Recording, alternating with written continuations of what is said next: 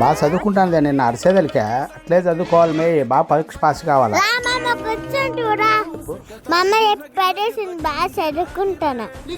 నిన్న నేను అరిసేదలికి మీకు బాగా భయం వేసినట్టుంది, అందుకే సరిగా పరీక్ష ఉందంటా. ఏది మీ చేతి కట్టు కాడ ఏదో పేపర్ ఉన్నట్టుంది, పేపర్తో కూడా కట్టు కట్టినరా, పెద్ద దెబ్బ ఏమో పేపర్తో సహా కట్టు చుట్టేసినరా ఎట్లా నీకు చేతికి? మీ టీచర్కి చెప్తా ఫోన్ చేసి కాపీలు రాస్తాను ఇమ్మని, టీచర్ వాయ కొడుతుంది అప్పుడు.